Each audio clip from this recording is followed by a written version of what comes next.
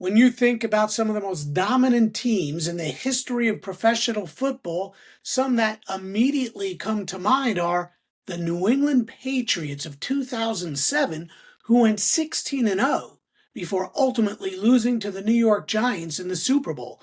Of course, between 2001 and 2019, the Patriots went to 9 Super Bowls and won 6 of them. The Doomsday Defenses of the Dallas Cowboys of the 1970s are another dominant team. The Steel Curtain of the Pittsburgh Steelers, the no-name defense that led the Miami Dolphins to a perfect 17-0 season in 1972 and a Super Bowl victory. The Cleveland Browns of the old AAFC won the championship every year of the AAFC's 4-year existence, a 4-year stretch in which the Browns went 47-4-3, including a perfect 14-0 in 1948. All of these teams were incredibly dominant, but none can match what the Franklin All-Stars of 1903 did. And in just a moment, we'll discuss the most dominant team in pro football history, at least the most dominant team according to Darin Hayes of the Pigskin Dispatch podcast and the author of the new book, The World's Greatest Pro Gridiron Team, the 1903 Franklin All-Stars. Now, before we get there, welcome to Sports Forgotten Heroes. So glad you can join me for this terrific trip back in history to a team very, very few know about. A few notes first, though. Sports Forgotten Heroes is a proud member of the Sports History Network. Now, this is a portfolio of several sports history podcasts. I encourage you to check it out at sportshistorynetwork.com. Also, follow Sports Forgotten Heroes on Facebook and X.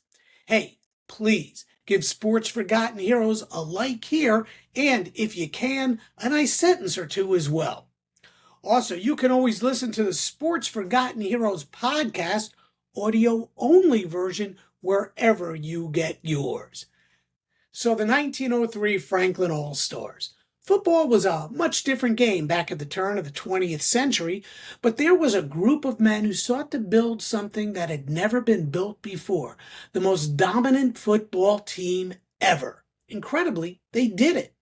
And they even won what was billed then as the World Series of Football to cap off a perfect 12-0 season, a season in which they outscored the opposition 462-0. And here to tell us more about this incredible team is Darin Hayes from the Pigskin Dispatch podcast and the author of the world's greatest pro gridiron team, the 1903 Franklin All-Stars. Darin, welcome to Sports Forgotten Heroes. I am so glad you could join, and I got to tell you, this is really exciting to have you here to talk about the Franklin All-Stars, the what you perceive to be perhaps the greatest team ever. Welcome to Sports Forgotten Heroes. Well, Warren, it's quite an honor. You know, I've been a fan of yours and of the podcast for a long time. Even before I got into podcasting, you were one of my inspirations to want to talk about sports history. So I thank you for the invitation to talk about this team. Well, awesome. I'm so glad you're here. You know, what you have done here, the amount of research that you put into this book, the 1903 Franklin All-Stars, what a great story. And listen, I got to start with this, Darin. As a Pittsburgh Steelers fan, for you to call a different team other than the Steelers teams of the 70s, isn't that sort of sacrilegious? How is it with a straight face that you can call the 1903 Franklin All-Stars the greatest team of all time? Well, first of all, Warren, you know, it is hard to say that, but actually Franklin is closer to my home than Pittsburgh is. I live in Erie, and Franklin's probably about halfway between Pittsburgh and Erie. It's about 50 miles south of Erie.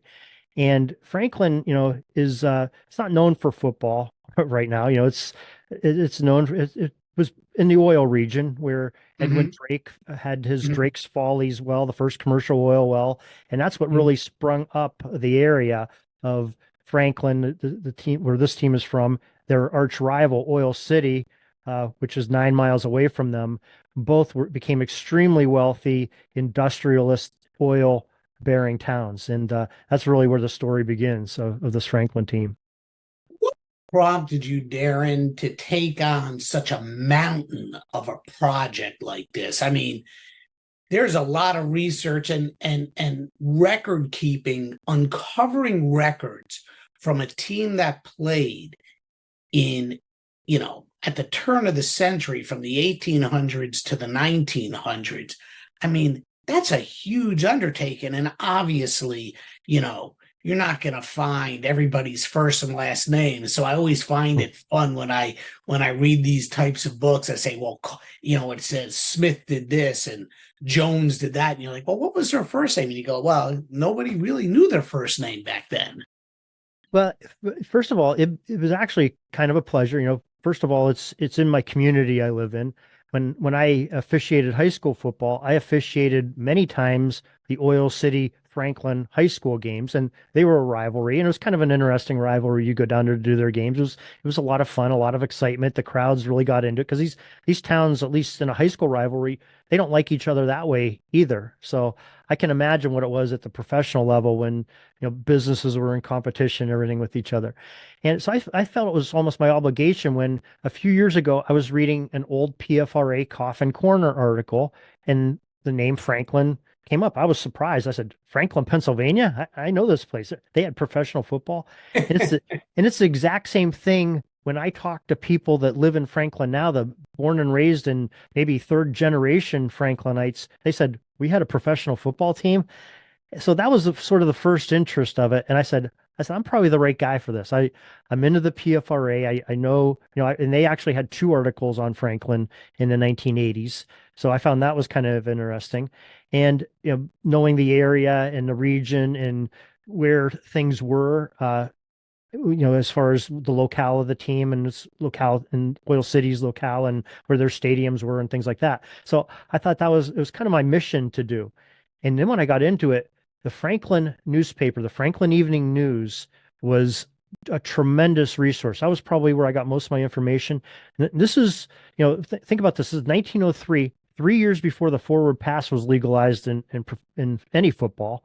2 years before Teddy Roosevelt called people into the Oval Office to try to fix football. So it's a rough game, and with heated rivalries where the teams don't like each other, the people don't like each other, and I just thought it was my mission in life I said, I got to tell this story. And as I got into it, and the Franklin newspaper were calling them the world's greatest team from the beginning. At first I said, okay, it's a local paper. They're giving them a home job, saying, okay, these are the greatest team ever.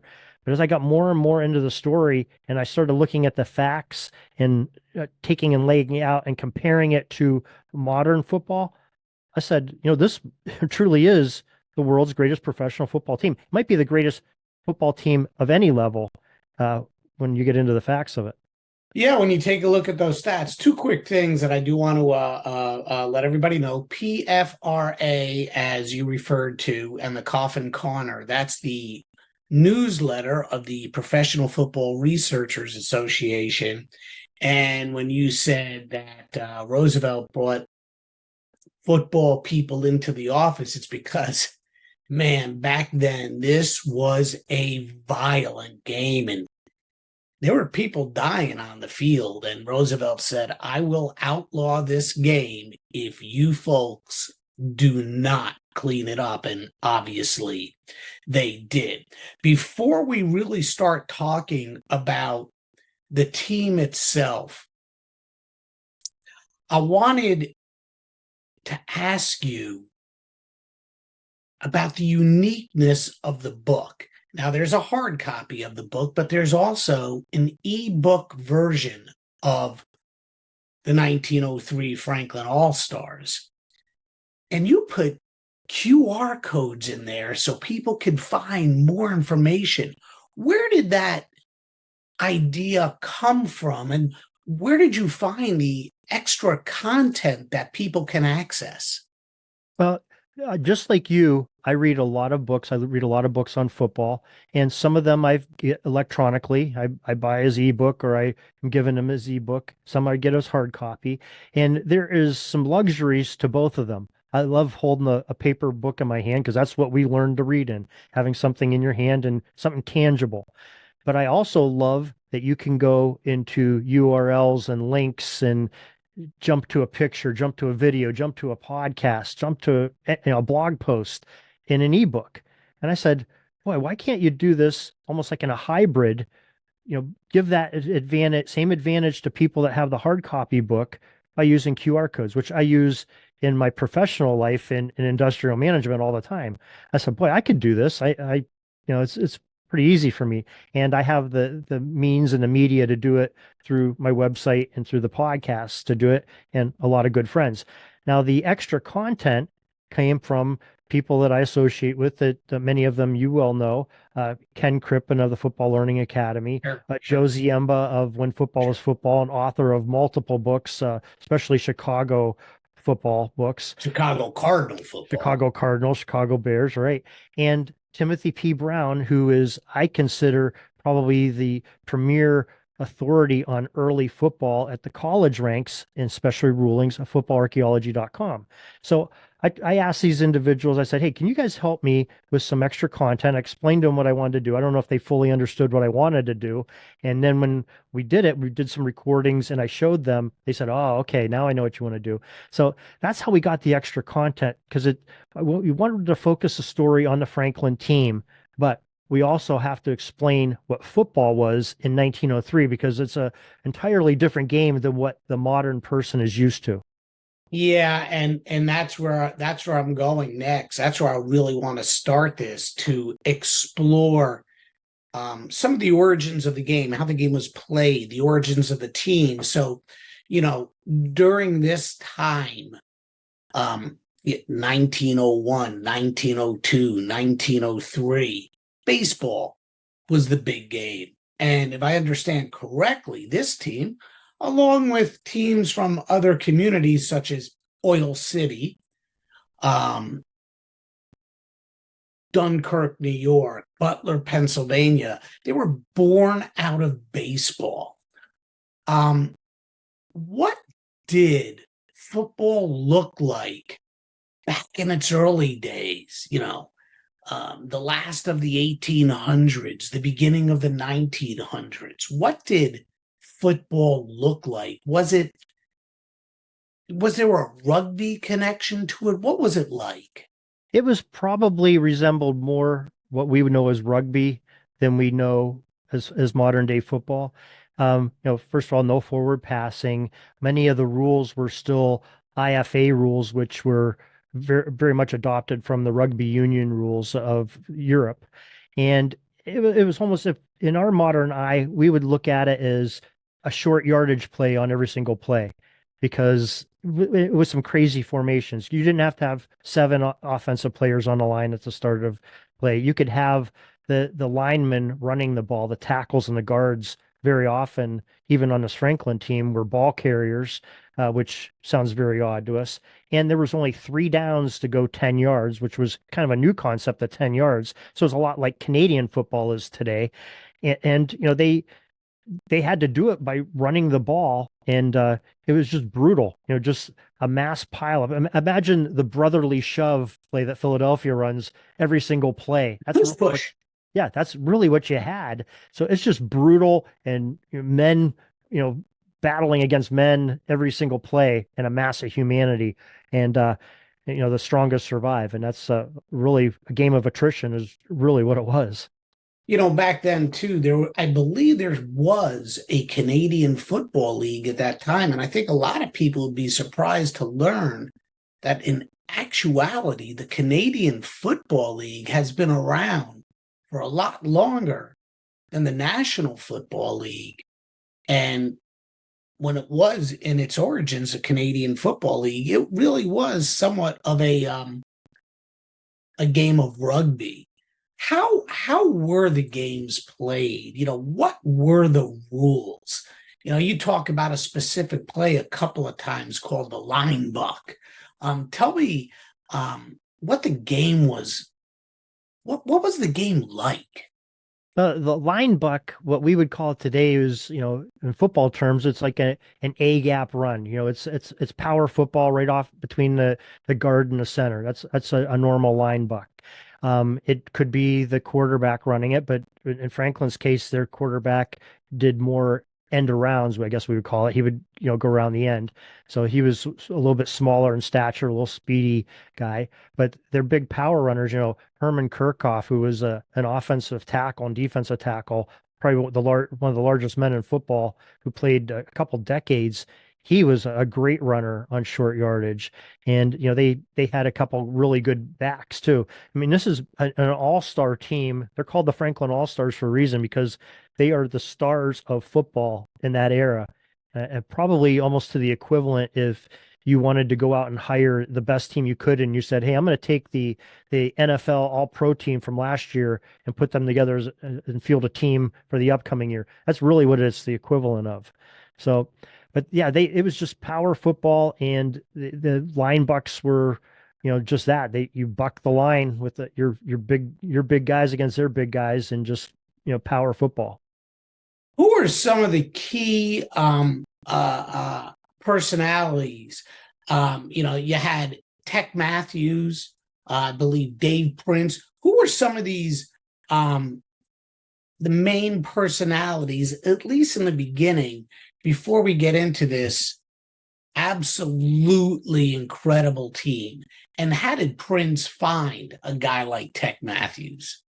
Well, I guess even before we talk about Dave Prince, who was the manager of the team, you got to talk about the financiers of the team, and General Charles Miller and his brother Joseph Sibley, who became rich oil men.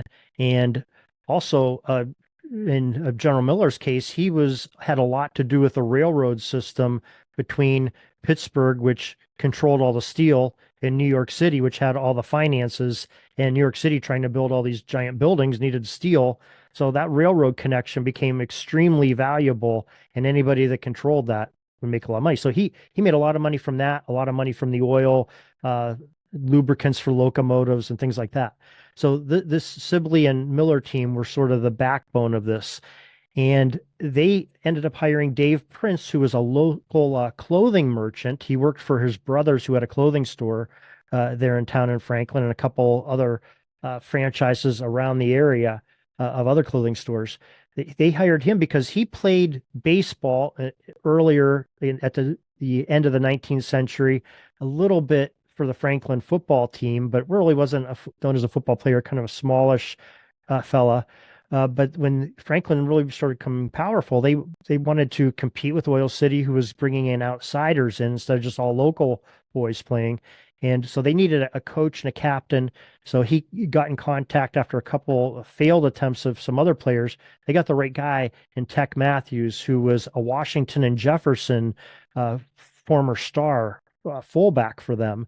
And back in that day, fullbacks were the ones that were really the main ball carriers. They weren't the blocking backs that we know them as today. They were the brute runners that you really needed in this era of football.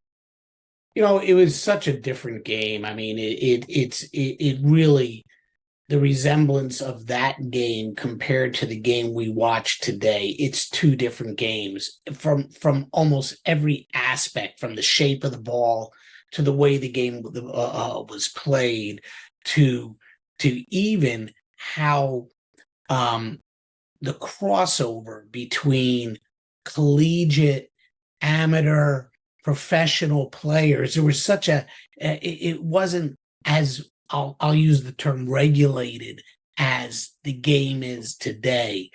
One of the other things I did want to ask you, as we establish what the game was like, how were points scored during this time?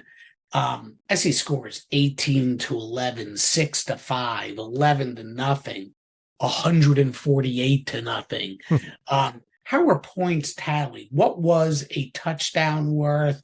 an extra point? Were there extra points? Were there field goals? How were points tallied back then? Well, first of all, right off the bat, touchdowns were worth 5 points at that time. And this was a slow evolution. Just a few years earlier than that, field goals or goals from the field was what they called it. We changed it into the word field goal. They were worth actually more than a touchdown back probably a decade earlier. So this is a slow evolution. So this is one of the first points where a touchdown is worth 5. I believe a field goal was 4 points. I believe extra points were an extra point, just like today with 1 point, no 2 point conversions going on. So that's why you had some odd scoring. And it actually, when we get later in the show, you'll see where that 5 points really it creates a really interesting factoid for proving how good this Franklin team is. How organized was all of this? How organized were the games? Was there a league? How organized were the teams? How organized was all of this? Well, professional football started 1892. We know that Pudge Heffelfinger down in Pittsburgh was the first paid football player, got $500 to play the game, and everybody else, I believe, on the field for the most part was amateur. So it was sort of a mixed bag. So this is only 11 years after a player is known to be paid. And you had the John Brailiers and that. But this is all happening in Western Pennsylvania within 50 miles of where Franklin is. So it's a hotbed of professional football. But professional football is nowhere near what college football is. Now, college football is king all the way probably till the greatest game ever played in the late 1950s. That's maybe when professional football started to catch up.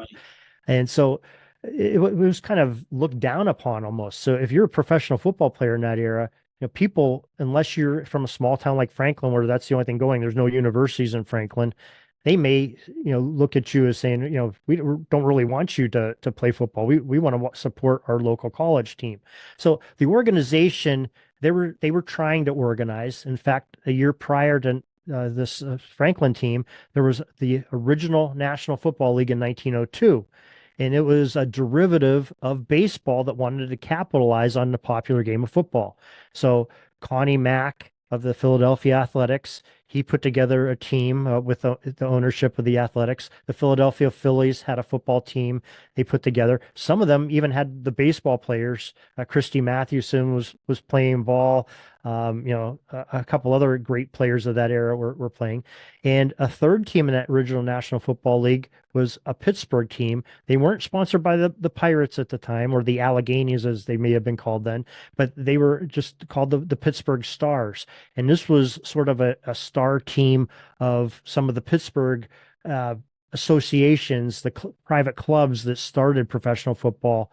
The Duquesne Country and Athletic Club, the Pittsburgh Athletic Club, Allegheny Club, Jeanette, some of those teams, they sort of, Dave Barry was a real big figure in there. He put together this team of all-stars to compete with the Phillies and the Athletics. So a 3-team National Football League in 1902.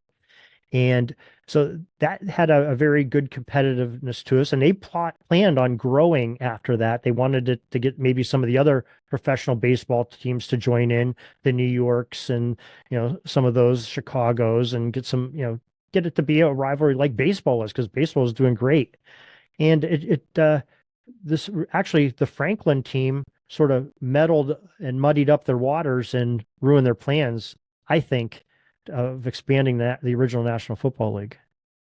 How organized were the teams? Where did all the different players come from, and how were they paid? Over the course of time, I've done several podcasts that cover players and teams that date back to this time period, and players might play for Team A today, and tomorrow they're playing for Team B, and next week they're on Team C. Then they come back to Team A.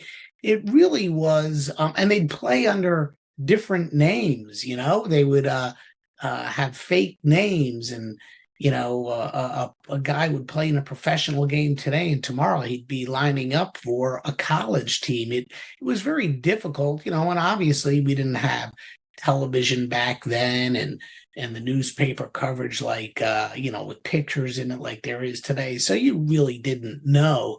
But I'm interested to know how these teams were organized. Where did Franklin find these players and how were the players paid? Were they even under contract? How did that work? Well, there were contracts for players, but you're right. There was a problem that even lasted for another almost 30 years after this. It was the late 1920s, 1930s before even the National Football League got this under control because they had the same problem. Especially in the early APFA and NFL, players were jumping teams, almost at will. And you had like teams like the Buffalo All-Americans which were in the NFL playing on Sunday games. Well, their players would jump down and go play in the original AFL, go down and play for the Philadelphia Quakers or the Unionville, Phoenixville team of Union Club of Phoenixville. That's the name of it, on Saturdays because Pennsylvania had the blue laws then. So you had that problem there too. So Franklin really didn't have that because they had so much resource to them that they could pay their players and put them up in hotels. Joseph Sibley and General Miller owned a couple of hotels in town. They, had a great connection in the railways. They could transport their players wherever they wanted to, and they had enough money to pay them and satisfy the Franklin players to stay there. So Franklin didn't have that, but there were teams that their opponents they played where you'd see the same players. Rude Waddell, we talk about baseball players. Rude Waddell played for two different teams against Franklin in 1903. So that's some things that happened in that time, and they accepted it. What about how the games were officiated? We're going to get into the team now, but one last thing. How were the games officiated? Well, they would have two officials at this period in time. They had a referee and an umpire, and maybe some games they may have some people on the sidelines, almost like a soccer, game where saying if the ball went out of bounds and where it went out, they call them the lines people, and they had timekeepers, and because there's no scoreboards, there's no electricity on the fields, no lights, so it's an afternoon, game matinee, game and in all weather. And the officials really had a tough job. They had 22 guys, but it was really everything was bottled up sort of in the middle, so they could keep it in between them. It wasn't a wide open game like we know today, and passing didn't exist. But punting was a big element of the game. Yeah, you talk about that. Punting, they had what was called a live punts, almost like our kickoffs today, how they're live when they hit the ground and the kicking team can recover. Well, that's the way punts were. So you had to field punts so that the other team couldn't get advantage of. You punted short and the other team went down and got it, almost an onside punt, if you will. And I think that's sort of what they called it at the time. And so that was a live ball. So And it was a game, it really was a game of field position because you even said in your book that there was, a team might even punt the ball on first down just because they thought that they could gain field position that way. very common to do. If you're inside your own 20, the normal practice at that time was to punt the ball away on first down. One of the goals of the 1903 Franklin All-Stars, Franklin 11, was to play in the World Series of Football at Madison Square Garden in New York City. What qualified this to be the World Championship of Football? And was this actually a major goal for Franklin? Well, there was the first World Series, what we now call the World Series of Football. I don't believe they called it in the 2 years that it was played the World Series of Football. It was started in 1902, a year prior. The Tom O'Rourke, who was the manager of Madison Square Garden at the time, wanted to fill this venue at the holiday season. He had everybody on Broadway had plays going on, and they were those venues were getting filled. Well, he said, God, we got the largest city in the country here. We need to get people in here to our venue. So what can we do? Well, they did things. They had some horse shows and things in early December, but they wanted to get a game of football into Madison Square Garden. So he put together as a multi-team tournament. Originally, he wanted that original NFL to send all three of their teams in, and he would try to find three other teams that were really good up in New York. The all Syracuse team was a very good team. Watertown, New York had a very good team at the time, and there were some New Jersey teams. And it didn't really fall out that way for O'Rourke, and he ended up having to get some Gaelic football teams playing in there and some military teams playing, and had like two or three different tournaments. And it turned out all right, but Madison Square Garden lost a ton of money in 1902 on the original World Series of football. Well, Franklin didn't go into the 1903 season even thinking about the World Series of football. They had one objective, and that was to beat Oil City, because Oil City had sort of pulled a fast one on them in the games that they played in 1902. They were pretty much, like we said, local players on each side, and maybe one or two what they would call coaches or star players that were outsiders. Tech Matthews being Franklin's representative in that. The rest were local boys. Oil City sort of had the same thing. Well, when Oil City and Franklin played the first time in 1902, Oil City went and grabbed a couple extra ringers, including Ben Roller, Doc Rollers. Was probably the best football player of that era. A great lineman. Lineman could run with the ball. He's a great runner, a great tackler, a dominant player, almost like an Aaron Donald of that era. So he brought a couple of his buddies up, and they played against Franklin, and Franklin held their own. They only lost the game 6-5. So less than a week later, they played on Thanksgiving Day, and it ended up being a 0-0 tie, the same two teams playing. And Oil City wasn't satisfied with that, so they rescheduled a game for the Saturday after Thanksgiving. Well, in between there, on what we know as Black Friday now, the original National Football League had their championship game in Pittsburgh. The Philadelphia Athletics came and played the Pittsburgh Stars on Black Friday. Pittsburgh Stars won that game.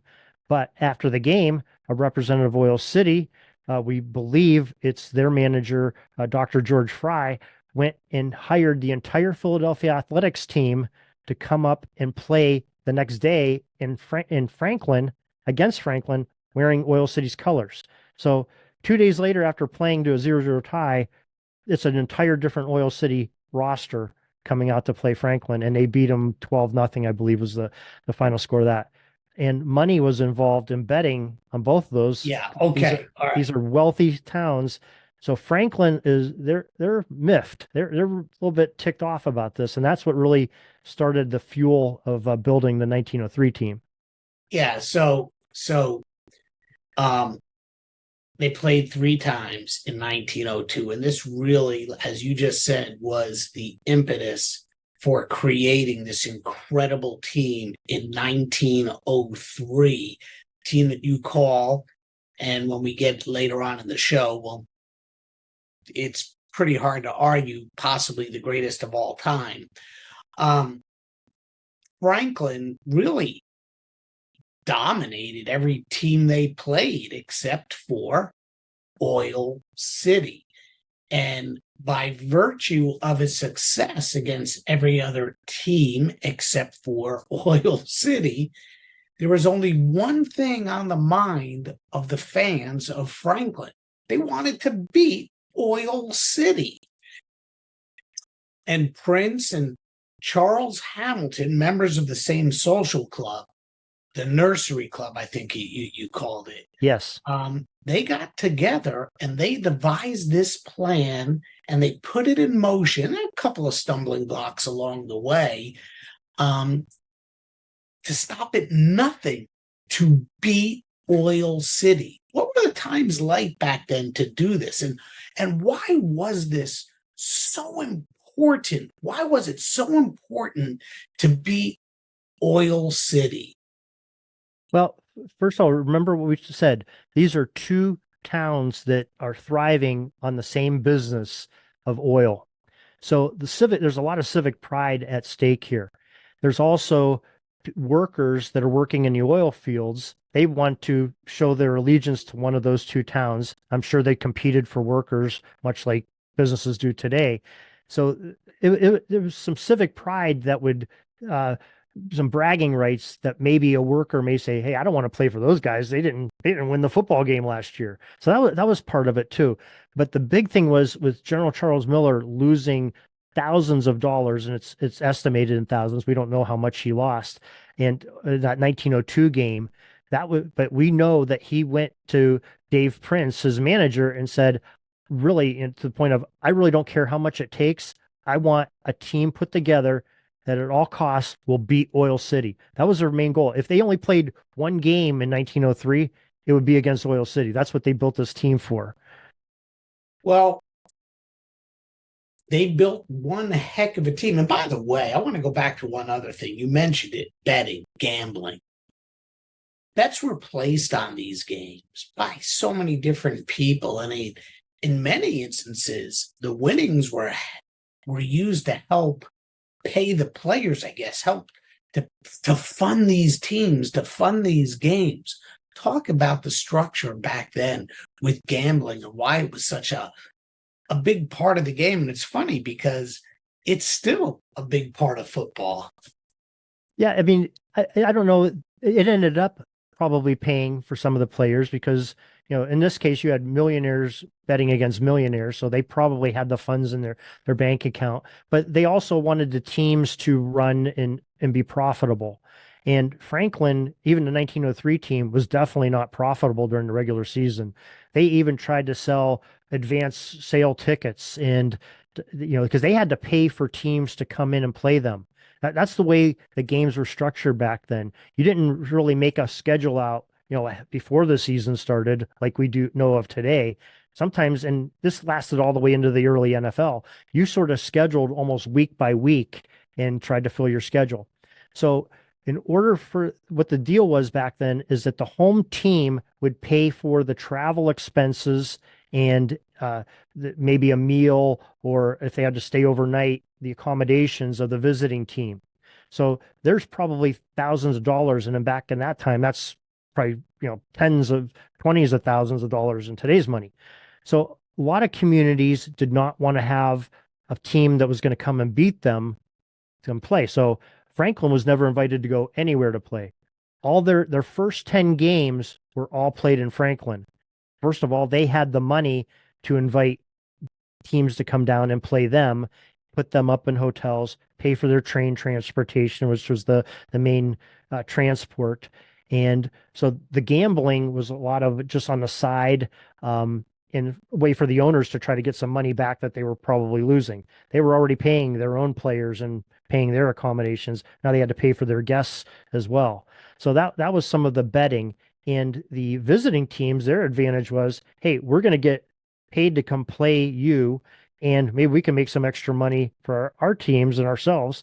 And the players themselves were even known to be placing bets sort of, on the side, not letting anybody else know what they were doing, but I'm sure that they were putting money into that too, to try to make some extra bucks for themselves. And I want to make it perfectly clear to everybody listening and watching that we're not going to get into every single detail of the book. If we did, then there's no reason for Darin to go out and publish the book. So we are skimming the surface, and we are, a couple of sidebars in here to give everybody a flavor of what the game was like back then. But I do want to go back to the team now. How did Prince and Matthews and Hamilton go about assembling this 1903 roster of all-stars? Where did they find the talent? How did these guys convince these great football players to come to their town in Franklin, Pennsylvania, to come play for Franklin? And what kind of money or guarantees or contract were the players given? Well, first of all, they were put under contract, but there was, when we said that Oil City went down and hired the Philadelphia Athletics team to play on the Saturday after in 1902, after Thanksgiving in 1902, Dave Prince was also down in Pittsburgh at that game and also approached players of both the Pittsburgh Stars and the Philadelphia Athletics and some of the Philadelphia Phillies players that came to watch the game. This was the championship of their league being played. They were made offers to come play for Franklin for that particular game. Those players chose not to play for Franklin in that game. So Franklin was basically their team that they played with all season. But there was contacts made there, and some, the relationships were started. So that's where really Tech Matthews, Dave Prince used some of those relationships of meeting those folks back in 1902 to start bringing players in. Also, there was a Washington and Jefferson connection of Tech Matthews. He was the star of the late 1800s at Washington and Jefferson. So some of the guys he played with, or guys that played a couple years after them, like Schrantz and Twister Steinberg, they looked at him as a hero, and they would get an opportunity to play with the great Tech Matthews. They wanted to jump at that occasion too, but they had contracts that they would be paid for the next 2 months and put up in hotels and have everything paid for them and play football for a very good team. That was their promise, and they respected that, and that's why people came and played for Franklin in 1903. Who were some of the players that they did sign? Where did they find them? From where did they come? And, give me the top 4 or 5 players that they signed for Franklin in 1903. Well, probably the most famous one that maybe people have heard of, and he's come up a lot lately, is Blondie Wallace. Now, Blondie Wallace was a former Penn Quaker, University of Pennsylvania Quaker player. He was the captain of their team a few years earlier, ended up playing for a Philadelphia semi-professional team in 1901, was the captain of the Philadelphia Athletics in that original National Football League. Well, Blondie Wallace came and was a big part of the Franklin team. He also brought with him some other players from the Philadelphia Athletics team, including Doc Roller, who ended up playing at Madison Square Garden with it, but he was sort of a nemesis to Franklin the year prior because he played for Oil City in that Oil City game. And he was sort of in the background as Oil City was contemplating putting a team together to face Franklin in 1903 to honor the bets that they had made before the season even started, and had in a bank account. They had these great amounts of thousands of dollars bet on a game and put in an escrow in the bank. So he was out there. They ended up bringing John Jack Hayden, who was a great Major League Baseball player, played for Connie Mack and the Philadelphia Athletics, played for the Athletics football team, played for the Penn Quakers, not W&J, Penn Quakers, and he ended up coming and being their quarterback. So Blondie Wallace brought in a few of his cronies from Philadelphia. The Pittsburgh connection, some of the Pittsburgh stars that came up were like Lynn Pop Sweet, who was probably the greatest center of that era. He came to sort of anchor that line. He brought Tig McFarland, who was another great W&J player, a Pittsburgh player, with him.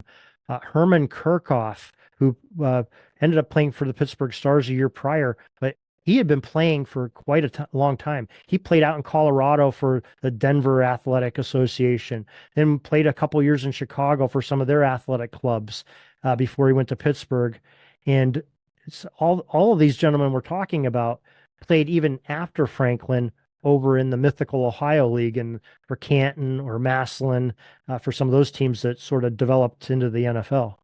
How did Prince and Matthews find these guys? Again, it wasn't like it is today. Maybe I'm not giving them enough credit. Were there newspaper articles? Did they see these people play earlier? Scouting reports? How did they pinpoint these guys? Because again, it wasn't as big as it is today, or information is readily available back then as it is today to go out and recruit players.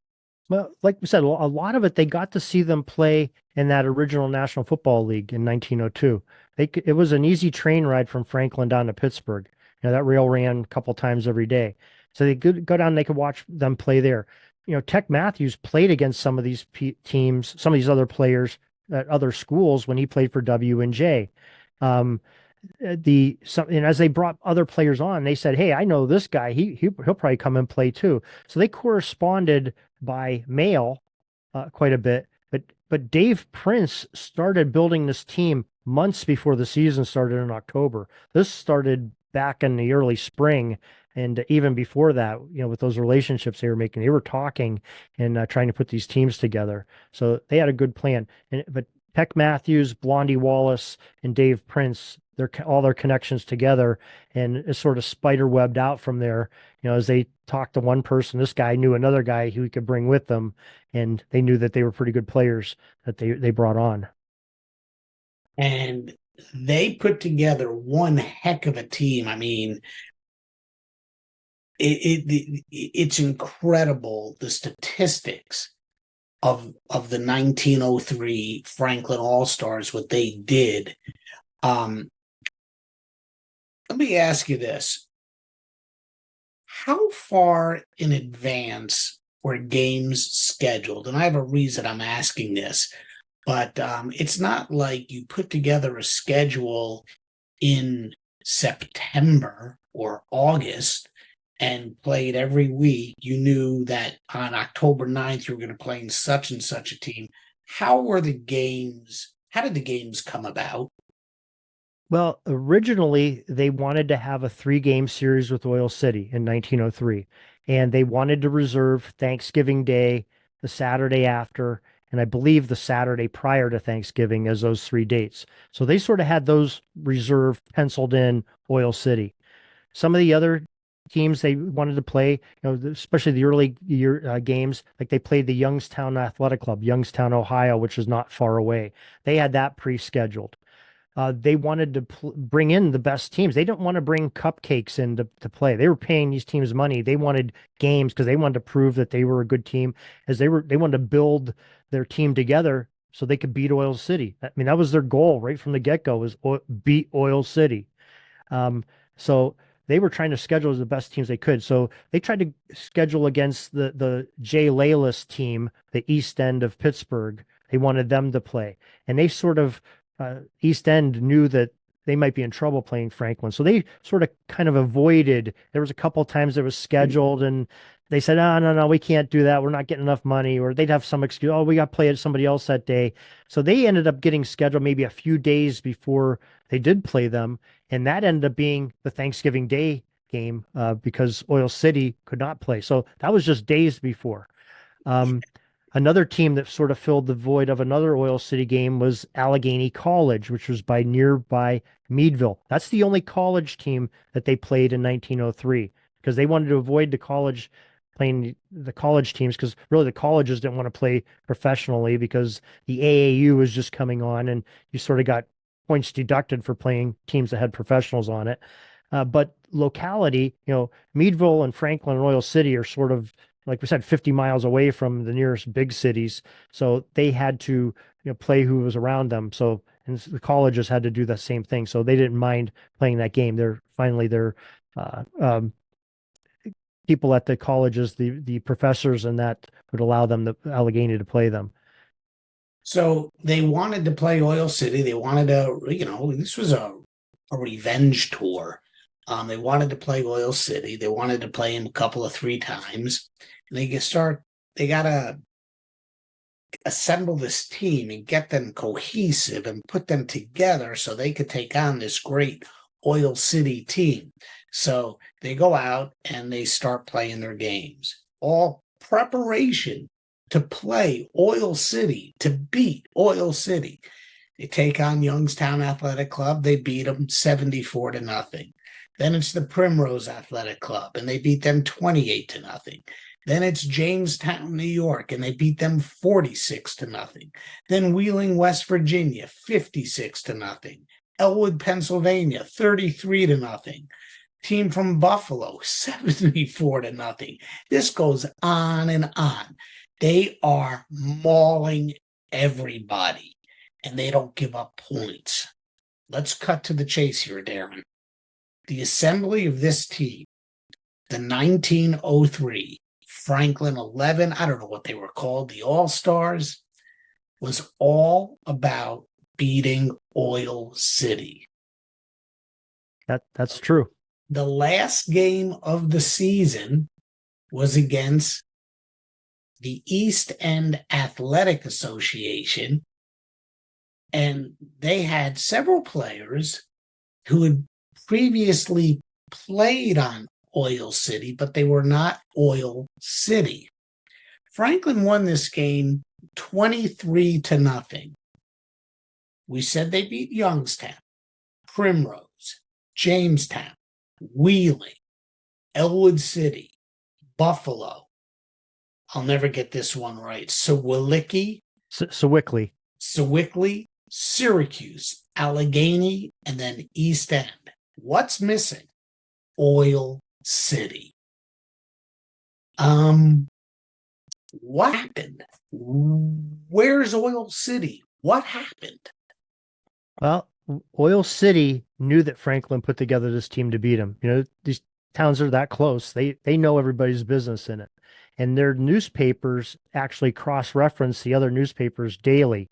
They said, hey, you know, Oil City's Derek was their name of their newspaper. They would say, hey, did you hear what the Franklin Evening News said about our team, you know, last night, whether it was baseball, football, whatever. So they were constantly in each other's business because they were that close. So Oil City was sort of sitting on the side saying, okay, let's see how this team progresses and see how good they are to see how good we have to build it. And in the meantime, they had contacted Doc Roller, their star player from the year before that helped them beat Franklin. They had him on the side saying, hey, stand by. You know, we're thinking about scheduling this team against Franklin, but, you know, start building up some players, get some players together for us as we sort of observe what's going on here in Franklin. Well, as Franklin started scheduling, when you talked about Jamestown, New York, well, they beat them 46-0, but Jamestown was undefeated at the time, coming in, pronouncing themselves as the best team in Western New York. A couple weeks later, the Buffalo Niagaras, they're claiming to be the best team from Western New York, and they beat them handily, 74-0. The Wheeling team claiming to be the best team in West Virginia. All these teams are coming in claiming to be the best of their area, and Franklin really doesn't know. They're not in that area to know football that well. They're going by what they're reading and what they're hearing. But Oil City's watching this saying, oh my gosh, they just knocked off the best team in Western New York and the best team in Wheeling, best team in Ohio. These guys are pretty good. So they're telling Doc Roller, you better get really good guys to come in. So it gets closer and closer. And they said, okay, we got to pull the trigger, get off the pot here and get our team together. So they tell Roller, okay, here's how much money you have. He went into a meeting that the Franklin people like Dave Prince knew that Ben Roller was in town. And actually he went into Franklin, probably even trying to recruit some of the Franklin players to come play for Oil City, possibly. But he was in town. Some of the people in Franklin thought, hey, Doc Roller's going to come play for us. But that didn't happen at that point in time. But the Roller goes out and tries to get players, and he's telling them, hey, yeah, we want to get together because we want you to play against this Franklin team. And the other good players around are saying, not a chance. We're not playing them. And he got turned down by a lot of the rest of the good players that were left. So he had to sort of come back to the officials in Oil City with his tail between his legs and said, hey, here's all your money back. No money can put together a team to beat this Franklin team because nobody wants to play them that I can put together. And did Oil City actually have a team? Was Oil City actually playing games, or was Oil City they did not field a team at all in 1903? So does this put a damper on what Franklin actually set out to do? Forget about Madison Square Garden for a second. We're talking about Oil City here. Did this diminish Franklin's accomplishments? Oh, they were crushed. Probably about 2 weeks before Thanksgiving, when they sort of were realizing that Oil City wasn't going to play them, they were demolished, demoralized. Especially, the people like General Charles Miller and Sibley and Prince and the community. They're like, oh my gosh, we wanted to beat Oil City. That was our whole goal this year. It's like a failed mission. Yeah, we beat all these other teams, but it's empty. It's like Ohio State and Michigan saying we're not going to play you this year. Right, exactly. You don't get to play your rival and get the satisfaction of being your rival. So the next closest thing was that East End team that we talked about, that's really most of those East End players. That first game that was 0-0 on Thanksgiving Day that we played, they had the East End team plus Doc Roller is who tied Franklin. So Franklin got that game scheduled finally after multiple times of East End canceling. They secured it. They had a contract with them, and that was sort of their satisfaction, saying, "Okay, they're not wearing Royal City jerseys, but these are the guys that beat us last year, or gave us trouble last year. So we're going to put the scapegoat on them. We're going to take our frustration out on these guys because they really are Oil City." And Oil City patrons came up to the game and bet heavily on East End. So they knew they were getting some Oil City money out of this too in the gambling. So Madison Square Garden was not even in the picture at that point. Right. So Franklin does go out, as we said. They do beat East End 23-0. I guess there's a tiny bit of satisfaction there. They're not Oil City. There's Oil City players on the team, so there's got to be some satisfaction. They've just gone through the entire season undefeated, 11-0, and have not given up a single point, not 1 point. They just smoke everybody. They roll over everybody. There's no competition. Now, how does Madison Square Garden and the World Championship of Football fit in here? How does Franklin end up in New York City? Well, the rest of the country started noticing these Franklin scores and their reputation. Franklin didn't, from my research, didn't go out sort of seeking to go out and go beyond their borders and play with they figured East End was probably their last game since they couldn't play Oil City. But there's a town called Watertown, and they were the arch rivals of the All Syracuse team, who on November 18th, Franklin had beaten 12-0.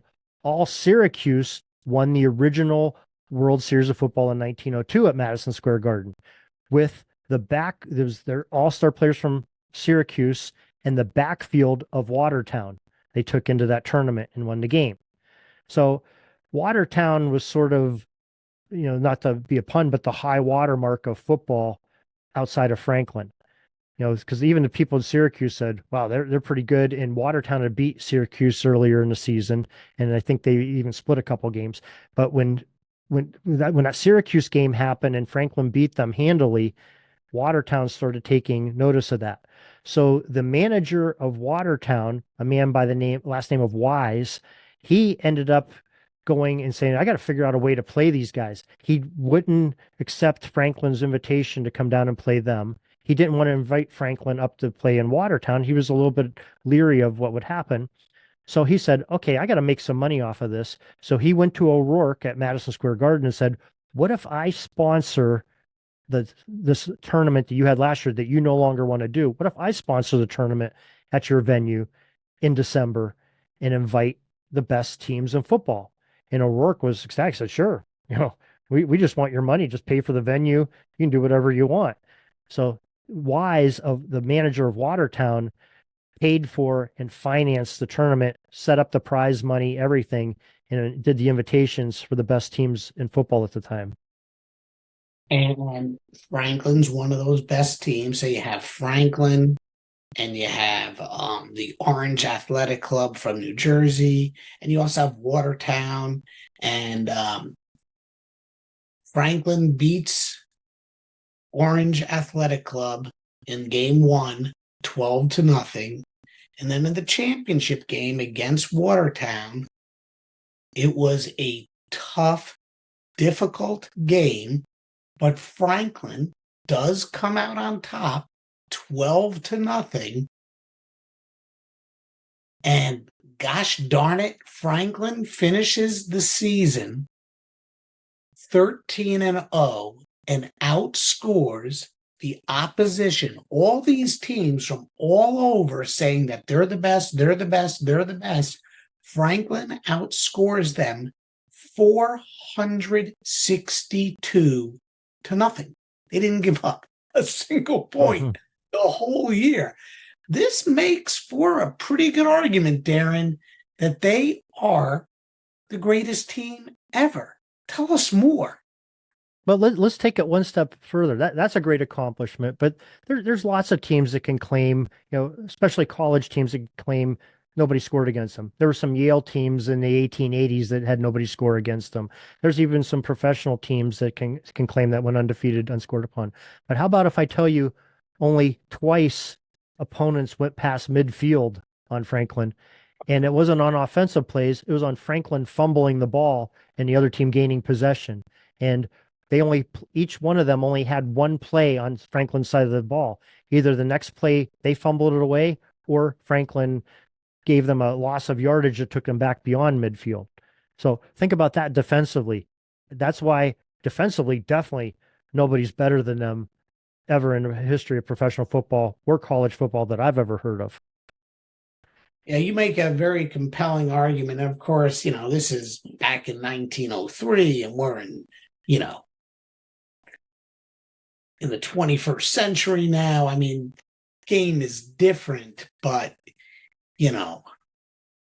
what Franklin did is absolutely incredible. I don't know if you can ever trace a team in any single sport to accomplish what Franklin did. I mean, it's remarkable to even think about. And again, you're writing this from the perspective of a Pittsburgh Steelers fan. And those Steeler teams in the mid 70s had some incredible defense. They won 4 out of, 6 Super Bowls. I mean, they were just, 4 out of 6 years they won the Super Bowl. I mean, the steel curtain and all that. But this team was utterly incredible. What happened afterwards? Why didn't they stay together? What happened after the 1903 season? Well, it's not exactly told to us, but it's presumed they couldn't accomplish anything more than they did. First of all, the team itself did not make money. They probably broke even. The ownership did from the gambling, especially up in New York City. They bet heavily against Watertown in that game, and Watertown bet heavily against them too, because Watertown was trying to get the prize money that they had to pay out back too. So it was very lucrative up in New York City for them. Many of the newspapers up there said that New York City may have to look to Franklin to help finance New York City's endeavors, sort of tongue in cheek at the time. But there was a lot of money flowing there. They also said, what more can we accomplish by doing this? They basically dissolved the original National Football League by taking all its star players out of it. It, in essence, ended the dominance of Western Pennsylvania professional football for a couple decades at least. They didn't even have a prominent team until 1933 when the Pittsburgh Pirates, who became the Pittsburgh Steelers, came out. All those players migrated across the Ohio line into the Cantons and Massillons and Youngstowns and Akrons and those teams that ended up turning into the National Football League a few decades later. So they really didn't need to prove anything else. We talked about their dominance on defense. They're also probably the most dominant team on offense. No forward pass. It's all running plays. And touchdowns are worth only 5 points. And with that in mind, they scored 0.97 points per minute, almost a point a minute. And if you look back in history, there was a couple college teams called the point a minute teams. The 1902, 1903 Michigan Wolverines were called the point a minute teams. I factored in how many points they scored per minute. It was 0.71 points per minute is what the point a minute teams of Michigan did.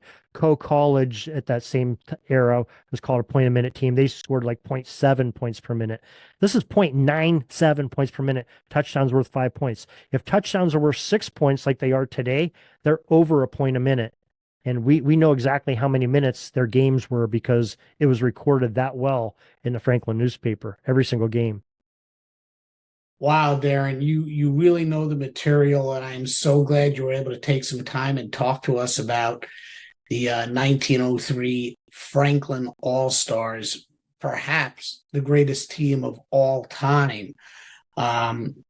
Your knowledge of this team speaks for itself, and like I said, I'm so glad you could spend some time with us about Franklin, to talk about Franklin.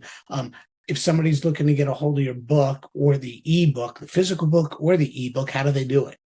Well, the easiest way is if you want to go to pigskindispatch.com, go to our website. We have links right on the front page to get you there. It's going to take you into the Amazon world. That's where we're selling it exclusively on Amazon. Ebook, hardcover, and paperback are all there and available to order, and they'll mail it right to you. Darin, thank you so much for joining me on Sports Forgotten Heroes. I really enjoyed the conversation. And like I said, you're a wealth of knowledge when it comes to this. Well, Warren, thank you. It was quite an honor to get to talk to you and to be on Sports Forgotten Heroes. So thank you. Thanks again to Darin.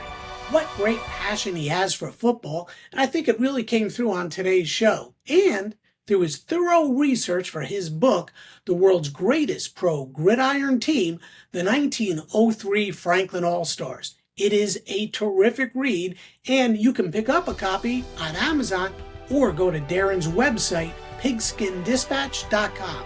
Hey, I want to thank you for joining, and I'll see you next time on Sports Forgotten Heroes.